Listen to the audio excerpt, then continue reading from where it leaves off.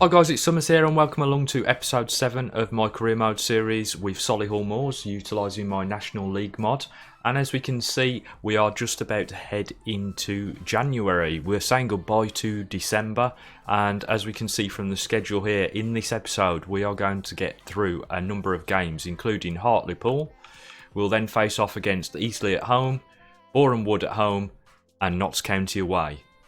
So what you might have already noticed is that we haven't got face cam in this episode, and the reason behind that is I've got a new desk set up, and with that new desk set up I really need to get a green screen set up as well. I can't currently get a decent view with the camera itself, so I've decided to go back to just doing audio in the in-between time whilst I'm waiting for a new green screen to arrive. But what I thought we'd best do straight away is, as we've gone into a new month, let's just have a look at a squad report here from the Youth Academy. So we've got Ian Murphy with 56 overall. He's not got the greatest of potential, but as we're in the National League, we might be able to utilise him going forward. We'll leave him where he is.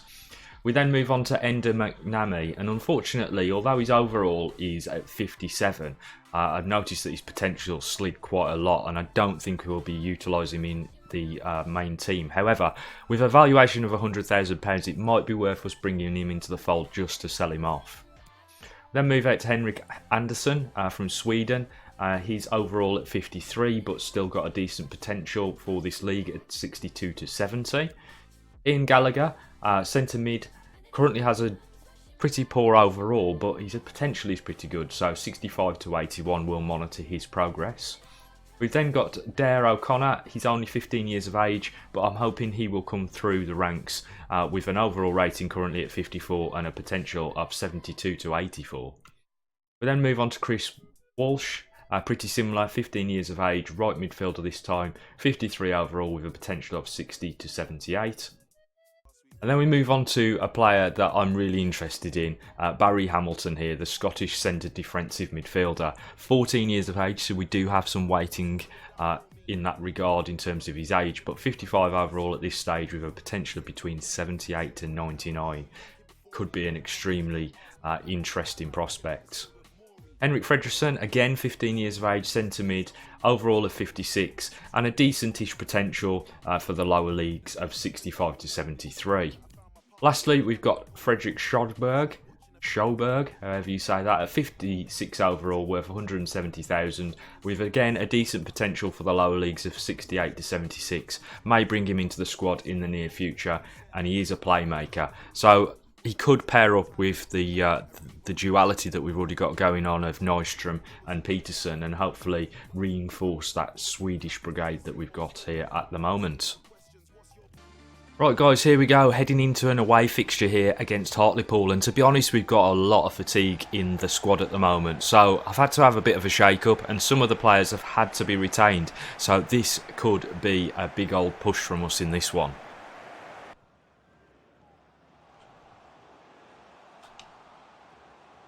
Hill's in on the other side now.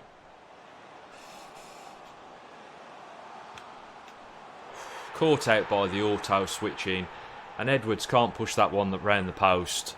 Hill grabs the lead here for Hartlepool, only a few minutes into the game.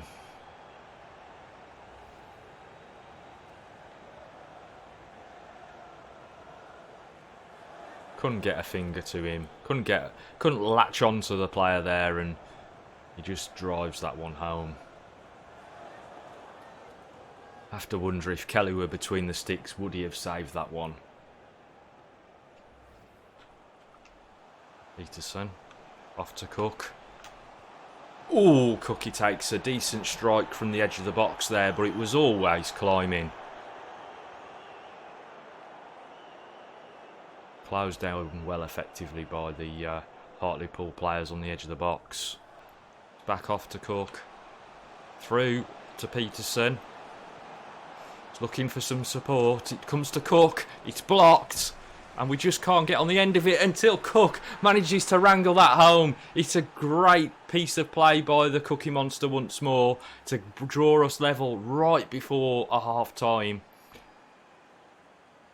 He wasn't giving up on that opportunity and manages to just get there ahead of the keeper. 1-1 going into half-time. is a real coup here, as we've just started to find our way in this half.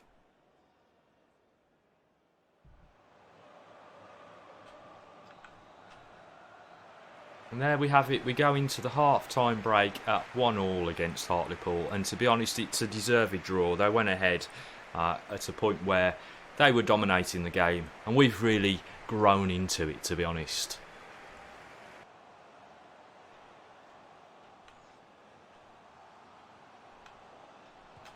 Oh, and we can't prevent that one at the back stick.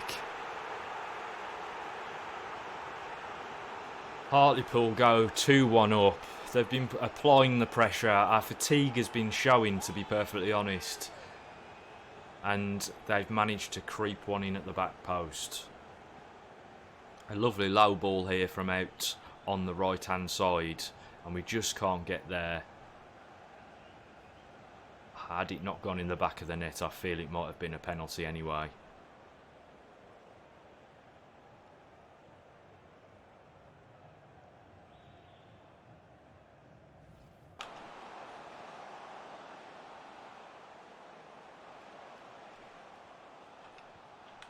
The referee has indicated there will be a minimum of 2 minutes. Oh, so unlucky there. Just couldn't get past the last man.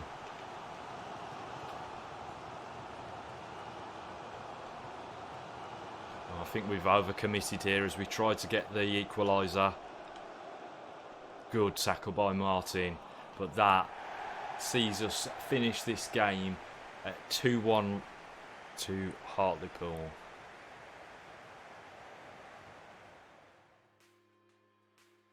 Right guys, you join me here with a scout report for Oliver McDonald. I've already weeded out all of the players that I don't think are going to make the cut. However, we've got a few more here that we need to take a look at, and as you can see, it's still a really extensive list. The first one being Gordon Anderson, 15 years of age, and I think the biggest problem here is potential, because even though he's 15 years of age, by the time we've continued to grow him, he will still only have a potential of 71, so I'm going to reject him. We've then got Oliver McKenzie. He is a right-sided player, technically gifted at 19 years of age. He's got an overall between 50 and 64, so pretty good starting point, with a potential of 63 to 81, so he's still got plenty to grow into. We're going to sign this guy up. He's £250,000, and at the end of the day, we can always flog him if he isn't going to make the cut once we've put a bit of training in. We then got Dave Smith, who looks like he's going to be a centre-back, who's physically strong, has an overall between 50 and 62 and a potential of 64 to 80. So once again, he could do us a really good service, I would imagine. He's also worth £100,000, so we'll put him into the youth academy. Riley Ross, 19 years of age, looks like he's going to be a cam, 50 to 64 with a potential of 67 to 87, and he's also worth £250,000, so he will be joining the youth academy. Ewan Peterson, 42 to 56 with a potential of 64 to 86, hasn't actually showed up his position at the moment, and his skill set is unknown. He's only worth 60,000 as well, so although he's got an upper potential of 86, with the current amount of players we've got in the youth academy, we do have to be careful about how many players we bring in, just because from a budget point of view, we don't want to be spending too much money. So I'm going to reject Peterson at this stage.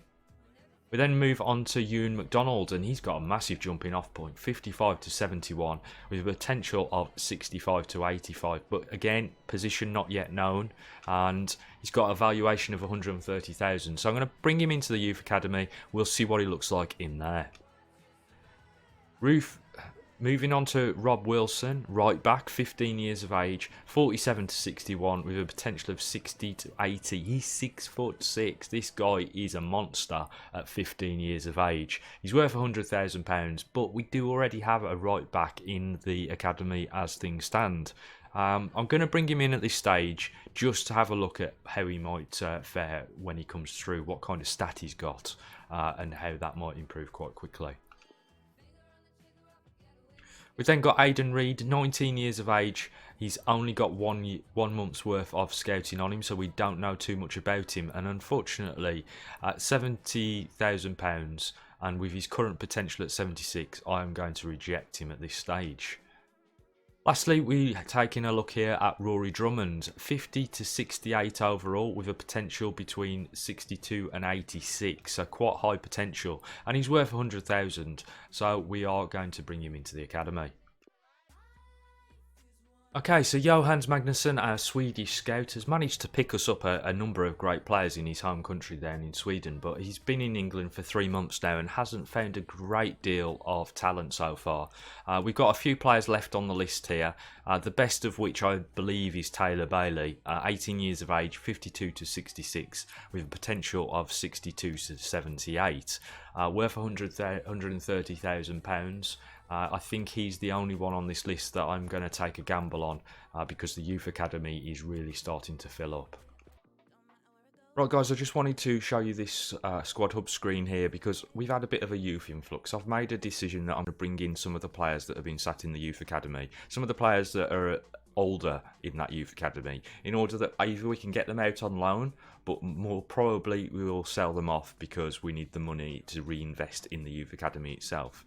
So the first player we've got here is Ian Murphy, left midfielder, 20 years of age from Ireland, and he's coming at 56 overall. We then move on to Enda McNamee, 57 overall, left midfielder, 19 years of age from Ireland too. Then we've got Fredrik Sjöberg, 56 overall centre mid from Sweden, and could end up obviously being a decent partner for Peterson in that midfield area, especially as Cook is starting to show his age at points. His stamina, etc., is not up there where it really should be. We've then got Ian Gallagher, 48 overall, so obviously the lower end of the stats table, let's say. But if you look at Moran below him, I actually play quite well Moran in this team, so I'm not going to write off Gallagher at this point. But he is 19 years of age, and again, he is from Ireland. Then we move over to Riley Ross, 58 overall, 19 years of age. Central attacking midfielder or centre forward, could be handy, I guess, depending on how he plays out there on the field, but we'll see how he gets on. We've then got Oliver McKenzie, right midfielder and a right winger, 58 overall, from Scotland, and he's 19 at the moment. And then lastly, we've got Taylor Bailey, left winger. Now, he's our only left winger. We've been struggling with that position in this 4-3-3 formation that we've been playing. He's got 56 overall, but can also play as a centre mid. I do think he'll be one that sticks around, but let's see how we get on with these players going into the transfer window. Right, okay, Ian Kennedy's scout report is in, and I've already weeded out the rubbish, and there's still plenty of it left, but the player that I think that is going to make the cut into the youth academy from here is going to be Harry Pearson. He has 52 overall, well 52 to 66 overall, with a potential of 60 to 76. He's 6'7". Hope he's going to be a player in the central positions, but obviously that information isn't currently available. He would be a bit of a monster, the Welshman here. So let's get him into the youth academy and let's see how he progresses. Okay, so the youth scouts have come back and I've sent them out on new missions. The first being Johan Magnusson, who's heading out to Djibouti. Now, obviously, this is a tip of the hat to Cutsy and also the national team, who are doing exceptionally well in real life. Let's hope we can find some of that Djiboutian talent to bring to Solihull. We've then got Ian Kennedy heading out to Senegal, and Oliver McDonald is heading out to Jamaica. Now, you might notice that these are countries that aren't scoutable within FIFA 20 in the vanilla career mode, but what I've done is I've used Aaron Actu's fantastic tool, the live editor, to be able to send my guys where I want them around the world. Second game of the episode here sees us at home at Damson Park as we face off against one of the South Coast clubs in Eastleigh.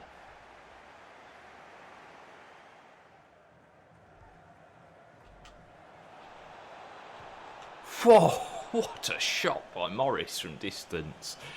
The ball just dropping to him about 25 yards out and he has an absolute ping at it. I thought that was going top corner and it very nearly did. Fabulous strike. Ostrom holding it up. Looking for Cook round the back door, but he couldn't quite feed it into him. Defender. Ooh. Long distance header there from Murphy at the edge of the box, but it does go up and over.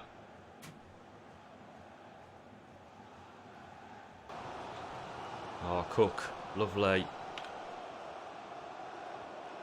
Let's come back out here. Little chip up. Oh, Mackenzie can't quite feed it into his man. Just a bit too much on it. Peterson back there helping out. Head off here to Cook. Oh, he comes inside, and it's a sure penalty there. Morris bringing our man down in the box, right on the stroke of half-time. And he's gone for it. Bloody hell, the ref has decided it's a red. Oh, it is a bit of a lunge there in the box. They've decided to make a substitute here in order to fill that void. Nystrom stepping up to take this one.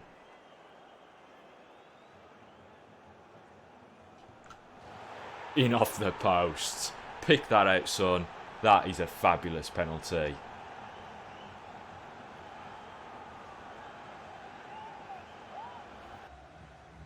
There we go, we're going to half-time at 1-0 up. A great goal from Nystrom from the spot, and fully deserved for his recent performances.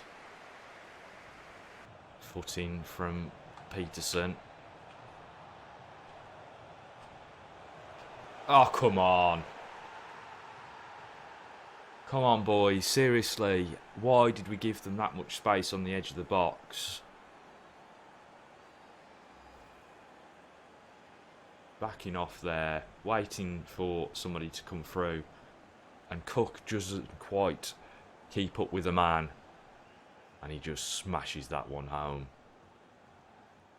We got one just before half-time. They get one just after. 1-1.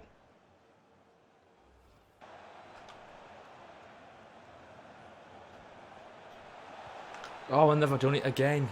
Totally unlocked us in the defence. Managed to waltz their way through. And we got no response to it. Beaten at his near post there, Kelly. And we now find ourselves 2-1 down in this game, having taken the lead just ahead of half-time. Perhaps we were a little bit complacent after that. Cook driving forward and looking for an outlet. He finds Bailey. Puts back inside. Bailey comes out. Kennedy. Oh, he's well overplayed that one. Every time we've got the ball, they're there. Cockerell Mollett finds Peterson. Oh, he tries at the near post there, having got in behind. And surely, with 10 men, we've got to be able to unlock Eastleigh here. And that's it. 10 men, Eastleigh have taken us out. That is, quite honestly, a bogus performance from our boys here at home. Right, here we go. It's another home game at Damson Park, and we really need to turn our fortunes around in this one. We're now looking down, or staring down the barrel at 3 losses in January, and that just will not work. Off to Nystrom. Feeds it out to Rafferty, who's decided to play out on the left-hand side in this game. Just need to build his confidence once more. Roberts now out on the wide left for Boreham. Kelly doing well there to deceive Cook. And Boreham Wood find themselves in the lead here, having taken a pot shot from distance. And that possessional play that we've had in the opening phase of this game has done very little for us, as Boreham now find themselves 1-0 up. Space opened up, and it was a great shot there from the edge of the box. Kelly does his best to get across to it, but it was always going to hit the back of the net.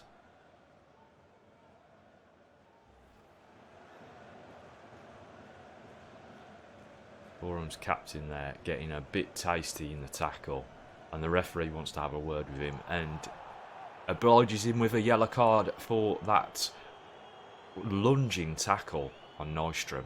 Could have been much worse, that one. Rafferty. Off to Mollett. Finds Cook. Peterson. Oh yes. Only one man can save our blushes at the moment. And it's that Swede, Peterson.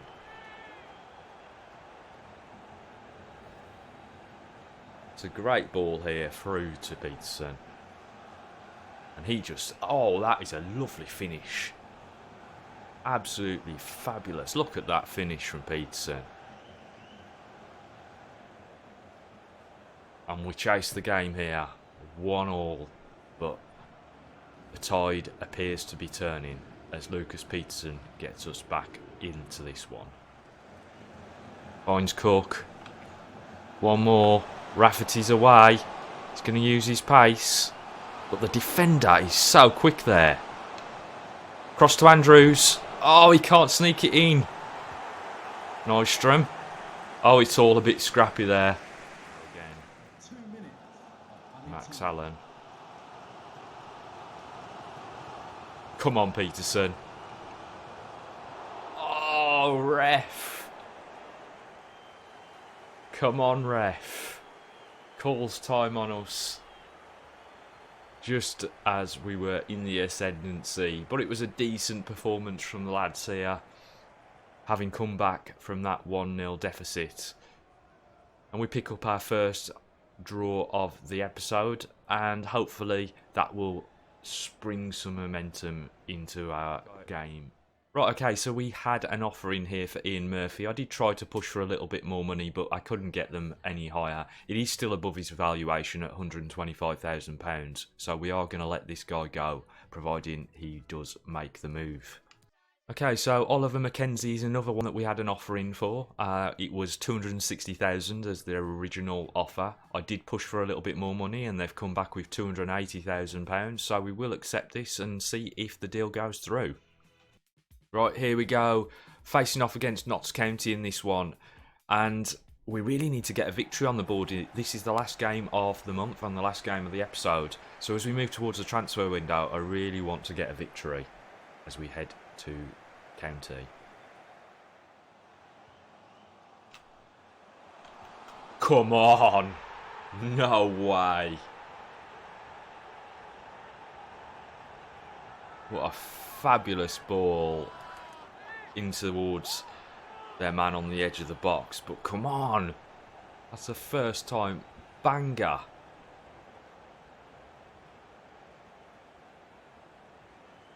That is a ludicrous goal, and after 3 minutes on the clock we're already looking down the barrel of a defeat.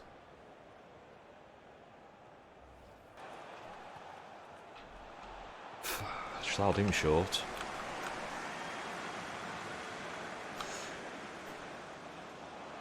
He's rapid. And there we go. 2-0. This is looking very precarious.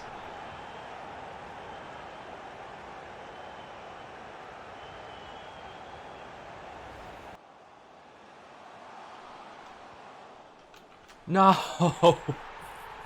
This is bonkers.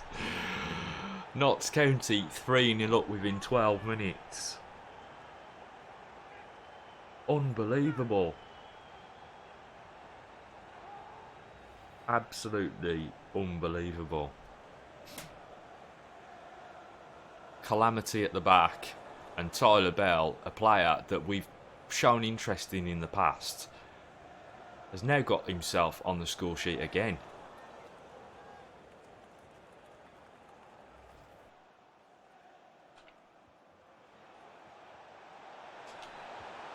This game, my goodness. It's 15 minutes in and there's 4 goals already. What is going on with this game, EA?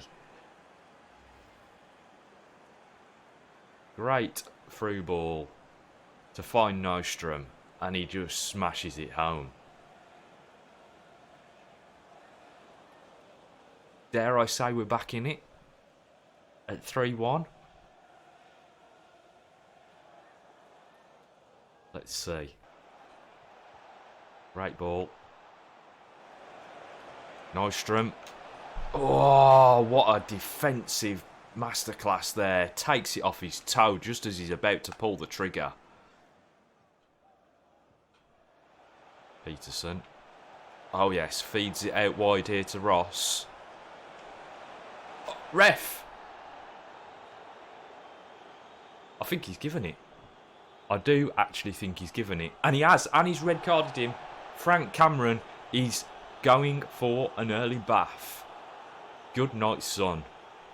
It is a pretty reckless challenge, to be honest. And we find ourselves now 3-1 down with the opportunity to drag another one in. Nystrom stepping up to the plate. Can he convert from the spot again?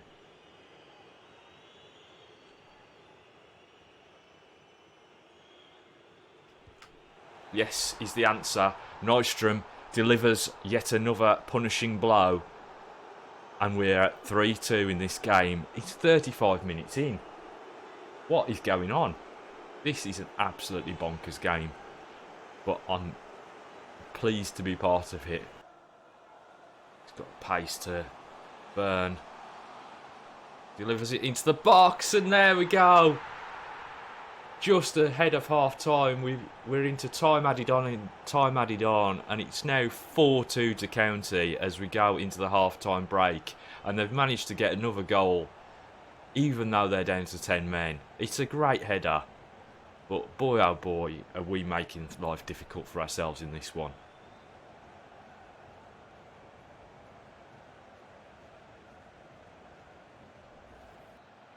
And there we go, the half-time whistle brings this one to a conclusion. I don't know what to say about it really. 6 goals already in this game, and it could still go either way. Let's see what the second half has in store for us.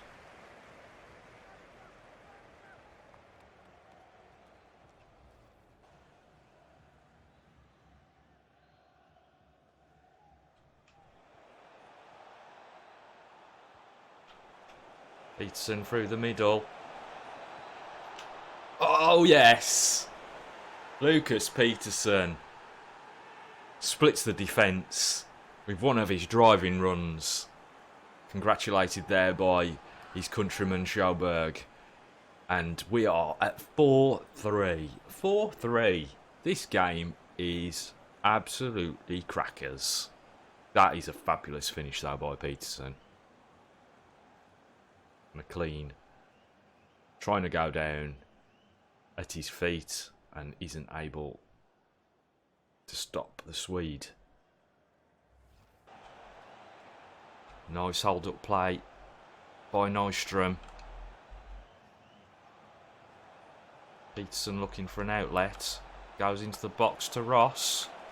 Oh, he tries to pull the trigger, but he just can't get the ball away. Strachan.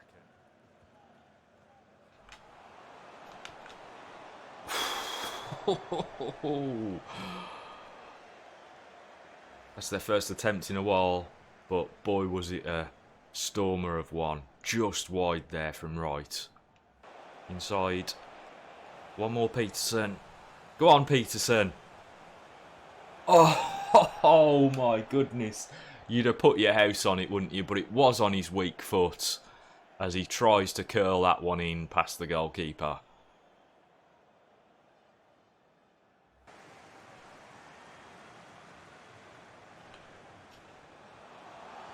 Oh my goodness. Oh my goodness. 5-3. Bonkers. Absolutely bonkers this game. 8 goals. We've had a bit of everything. 10 men Notts County have been unbelievable. In fact, I would go as far to say that Notts County are the best team that we faced off against in the league. And we find ourselves on the end of a bit of a whooping, but having played really well. Nystrom gets inside. Ah, so unlucky there. The keeper does exceptionally well to come out at his feet and stop Nystrom getting his hat-trick.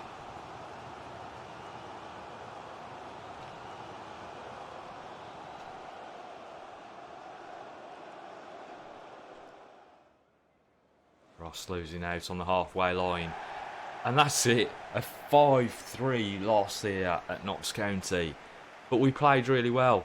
It was just one of those games where we're playing against a team that has a superior ability in comparison to us. But it's another loss on the board, and this episode has been bonkers in that respect. Let's hope we can turn things around next time out. Right, so Murphy has been sold. £125,000 was his final fee, of which 80,000 of it will go into our transfer kitty. We've also got an offer in here for Schoberg of £185,000. Now, he did do pretty well in that first half, but he would only be a fringe player, so we'll possibly look at doing a deal here.